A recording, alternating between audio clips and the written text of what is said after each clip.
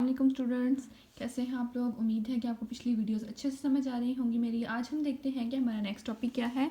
हमारा next topic है solution of simultaneous linear equations. ठीक है, system of two linear equations in two variables in general form is given है। सबसे पहले हमारे पास लीनियर इक्वेशन क्या होती है। हमारे पास लीनियर इक्वेशन वो होती है कि जिसमें हमारे पास वेरिएबल की पावर सिर्फ और सिर्फ वन हो। जैसा कि यहाँ पे मेरे पास देखें एक्स और वाई दो वेरिएबल्स हैं और इन दोनों वेरिएबल्स की पावर मेरे पास क्या है, वन। तो ये मेरे पास एक लीनियर इक्वेशन है। और हमारे पास जो सिस्टम ऑफ लीनियर इक्वेशन है उसमें सिर्फ और सिर्फ दो वेरिएबल हों। यहाँ पे देखें सिर्फ और सिर्फ दो वेरिएबल हैं, एक्स एंड वाई।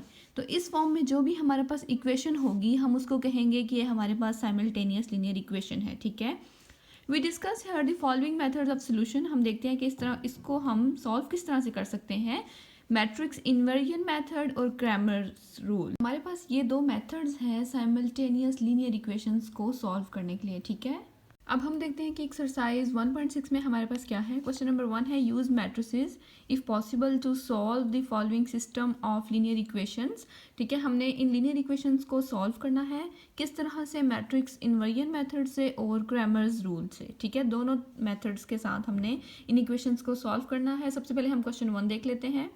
एक्सरसाइज 1.6 का क्वेश्चन नंबर 1 हम मैट्रिक्स इन्वर्जन मेथड से सॉल्व करते हैं।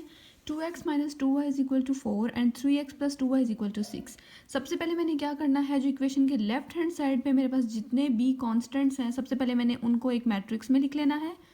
यहाँ पे कॉन्स्टेंट है जी 2, -2, 3 एंड 2। ठीक हो गया। और मेरे पास इस इक्वेशन में क्या यूज़ हुआ है इन कॉन्स्टेंट के अलावा, दो वेरिएबल्स यूज़ हुए हैं। ठीक है, देन मैंने क्या किया, एक और मैट्रिक्स में ये दो वेरिएबल्स लिख लिए।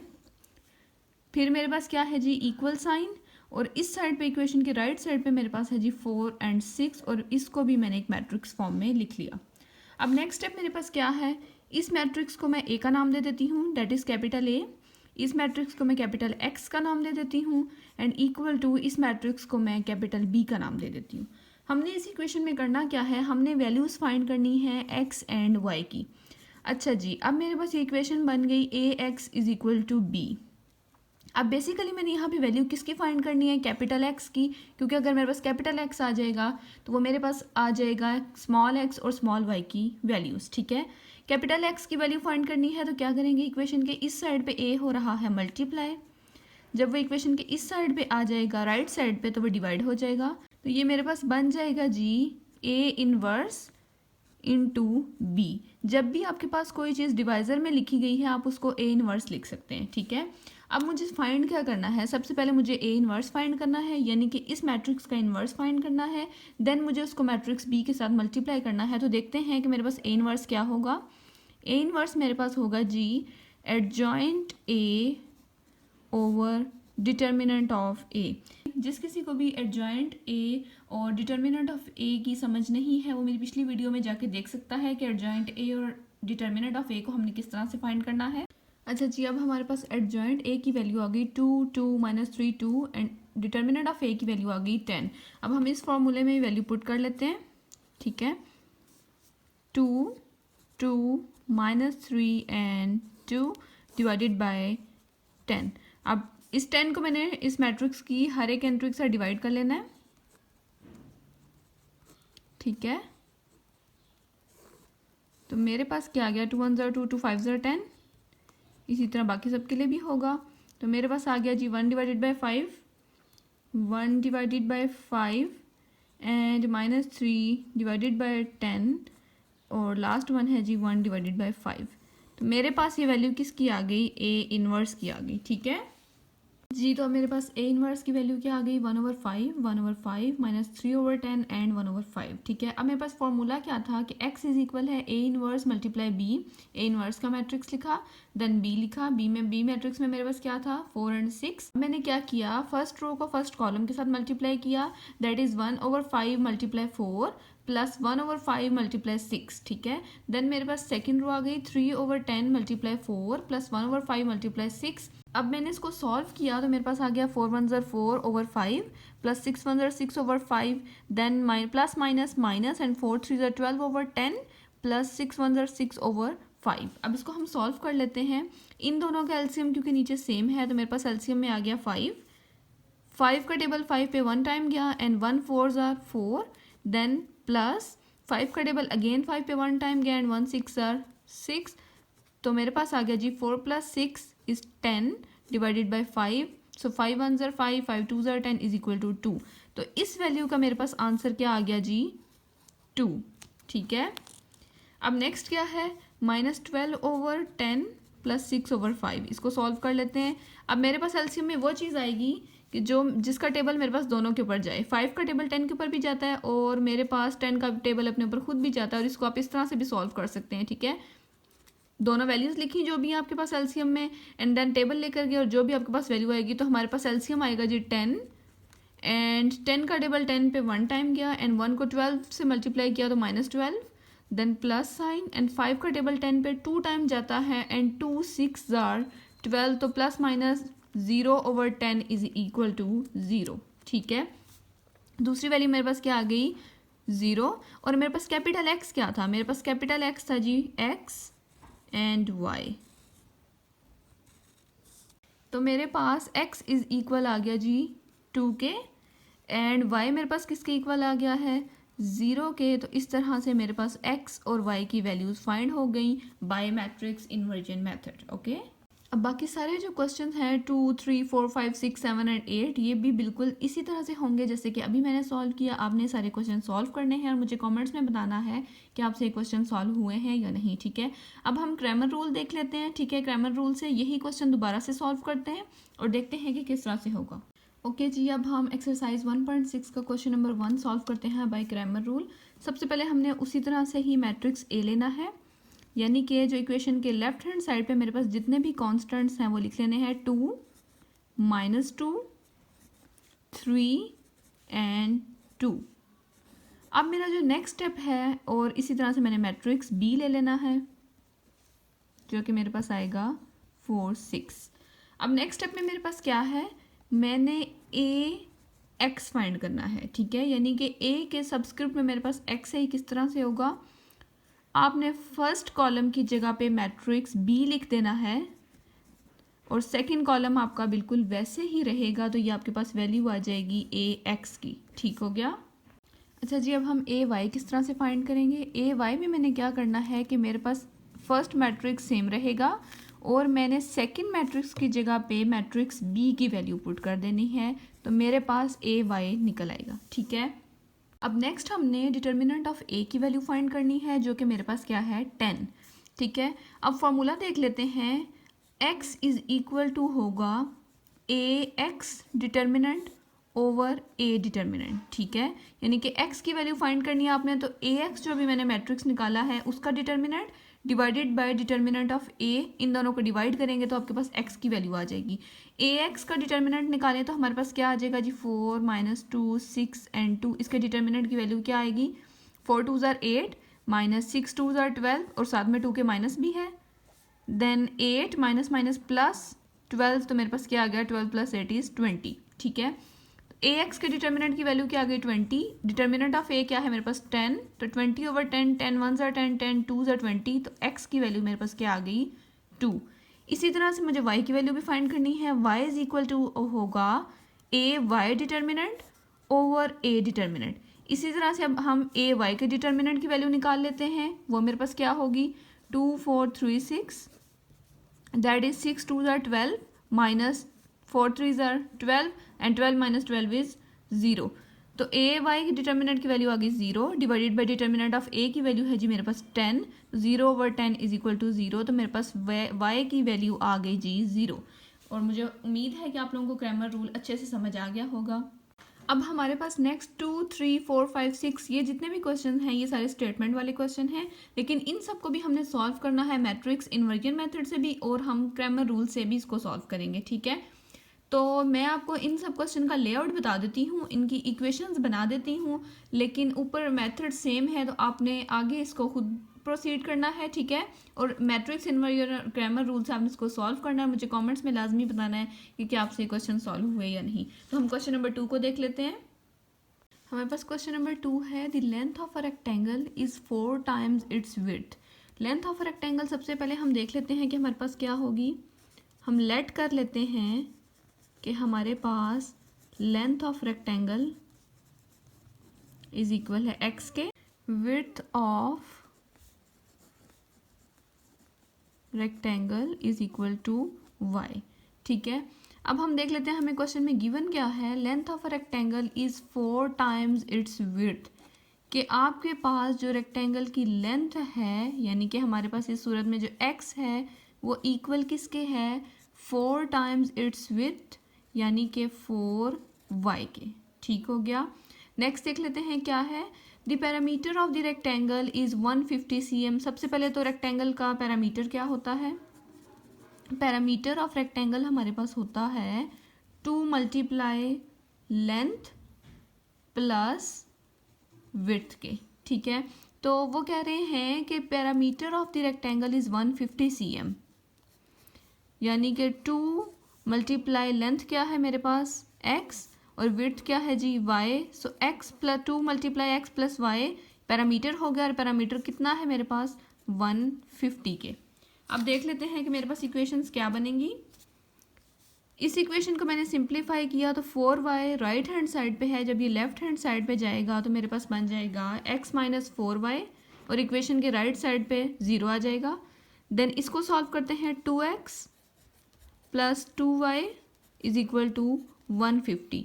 तो मेरे पास दो इक्वेशंस क्या आ गई, x minus 4y is equal to 0 and 2x plus 2y is equal to 150। अब आपने इन दोनों इक्वेशंस को बिल्कुल उसी तरह से सॉल्व करना है, मैट्रिक्स इन्वर्जन मेथड और क्रैमर रूल से, जो मैंने अभी आपको पीछे समझाया है। ठीक है, इसको सॉल्व करें और मुझे कॉमेंट्स में बताएं कि आपसे सॉल्व हुआ है या नहीं। अब हमारे पास क्वेश्चन नंबर 3 है, 2 sides of a rectangle differ by 3.5 cm। सबसे पहले हम लेट कर लेते हैं कि हमारे पास रेक्टेंगल की 2 साइड्स क्या होंगी। रेक्टेंगल की एक साइड हमारे पास होती है जी लेंथ ऑफ रेक्टेंगल, तो लेंथ ऑफ रेक्टेंगल मेरे पास हो गई x, मैंने लेट कर लिया। और रेक्टेंगल की अदर साइड हमारे पास होती है जी रेक्टेंगल की विड्थ, तो यहाँ पे मेरे पास विड्थ ऑफ रेक्टेंगल मैंने लेट कर लिया कि मेरे पास क्या है y। वो कह रहा है कि 2 sides of rectangle differ by 3.5 cm, यानी कि रेक्टेंगल की 2 साइड डिफर करती हैं कितने से, 3.5 cm से। ठीक है, तो मेरे पास ये आ गई इक्वेशन 1। अब मैं देख लेती हूँ कि मेरे पास इक्वेशन 2 क्या होगी। Find the dimensions. डायमेंशन का मतलब यही है कि मैंने इसका x एंड y फाइंड करना है, यानी कि इसकी लेंथ और विड्थ फाइंड करनी है।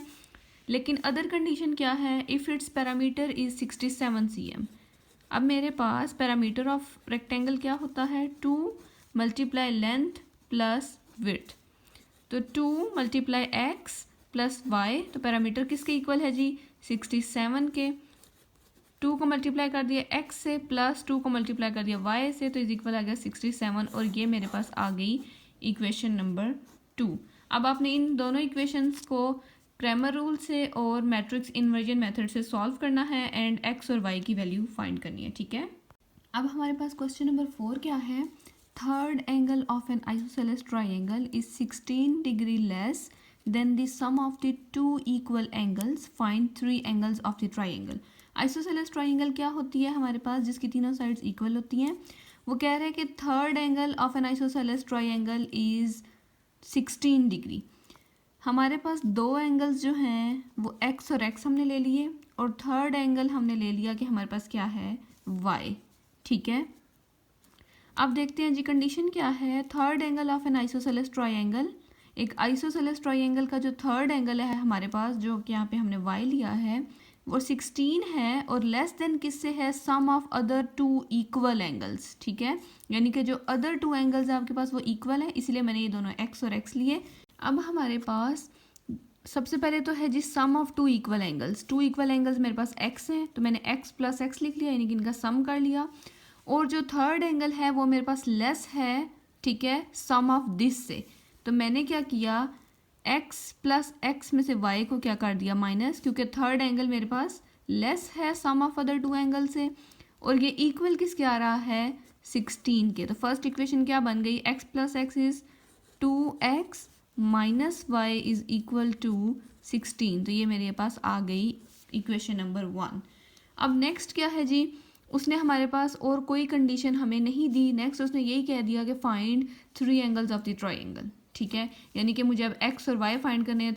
अब सेकेंड इक्वेशन क्या होगी, हमें पता है कि एक ट्राइंगल के एंगल्स का सम हमारे पास, अब एंगल्स कितने हैं जी, 3 है, एक्स प्लस वाई, और एक ट्राइंगल के एंगल्स का सम हमारे पास इक्वल होता है 180 के। तो मेरे पास x plus x is equal हो गया 2x plus y is equal to 180, और इस तरह से मेरे पास ये सेकंड इक्वेशन आ गई।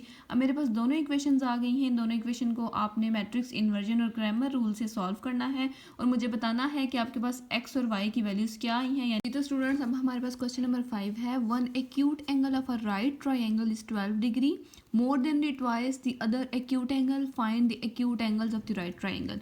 सबसे पहले हमारे पास राइट ट्राइंगल क्या होती है, जिसमें हमारे पास एक बेस होती है, एक हाइपोटेन्यूज होता है और एक 90 डिग्री का हमारे पास एंगल होता है। ठीक है, फर्स्ट कंडीशन हमारे पास क्या है, one acute angle of right triangle is, late